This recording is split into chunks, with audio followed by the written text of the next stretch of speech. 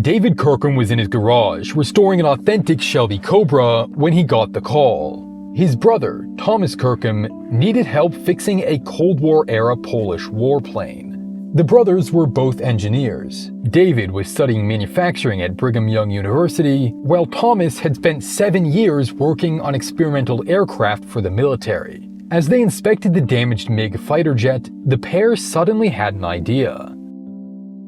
When Carol Shelby assembled the first Cobras, they were built using the most advanced materials that 1962 could offer. The original AC Ace, which Shelby's racing car was based on, had a ladder-style frame and aluminum body. This was an expensive choice, as the metal had to be hand-beaten over a wooden frame before installation. But the resulting car was incredibly lightweight, weighing less than 2,000 pounds. By swapping in a Ford 260 V8 engine, Shelby was following the same formula used in the aviation industry: small frames, powerful engines, and lightweight alloy bodies.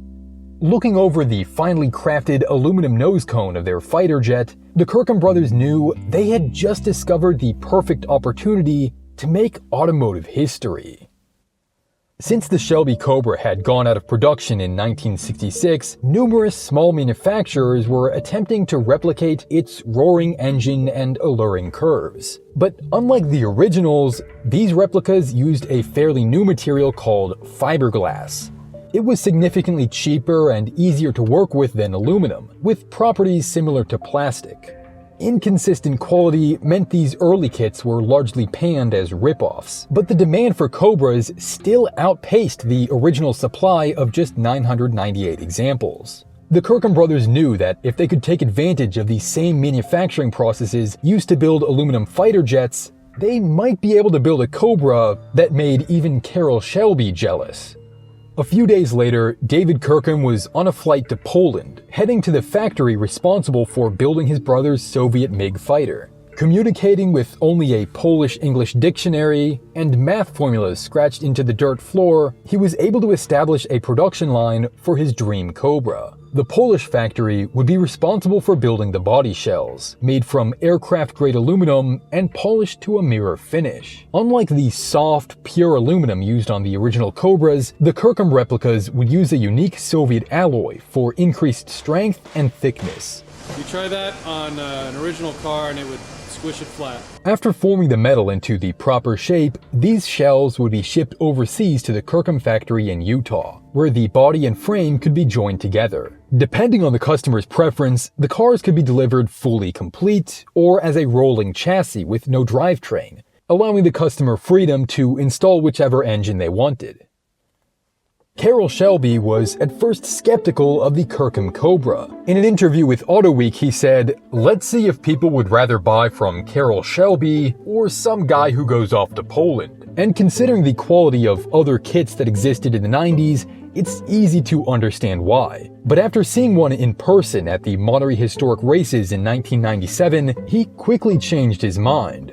Kirkham had fabricated a masterpiece down to the last detail. An homage not just to the Cobra, but to old-school industrial manufacture. Carroll was reportedly so impressed with the quality and accuracy that he allowed the Kirkham to be displayed alongside original Cobras in the racing paddock, an honor that was never bestowed on any other replica.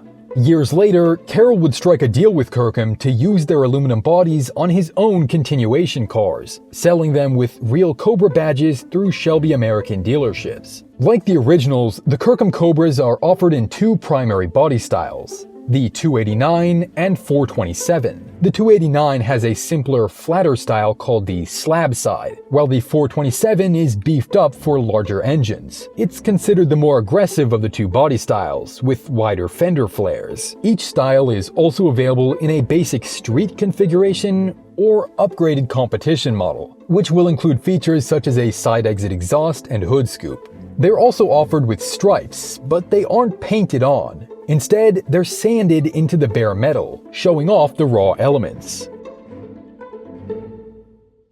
Choice of engine is left up to the customer, but popular options include aluminum block Ford FE strokers for the 427 models, typically bored out to 482 or 527 cubic inches, and high-revving 351 Windsor-based small blocks for the 289 series. These power plants are frequently paired with a Tremec 5-speed manual for modern drivability, or a period-correct 4-speed top loader. Depending on the build specs, a Kirkham might have anywhere from 400 to over 600 horsepower.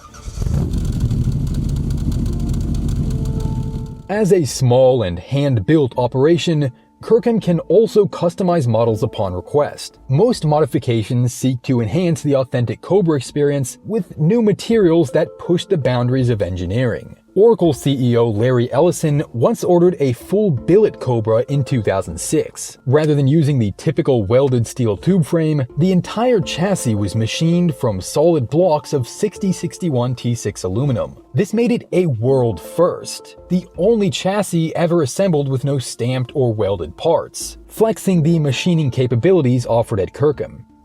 In 2007, they also introduced a variant that exchanged the aluminum shell for one made of pure copper. 17 hand-formed body panels joined seamlessly together. It was left unpainted to expose the unique qualities of the metal. Owners would have to polish the car every few weeks to prevent oxidation, making maintenance a labor of love. One customer requested a car made from silicone bronze instead, significantly stronger than copper, but also harder to form into the right shape for the body shell. The benefit of bronze is that, when finished, the body needs less maintenance to retain its original shine, though it still arrives polished into a stunning gold chrome finish. The silicone bronze became a popular option, but because of high prices and limited production slots, only a few have ever been built.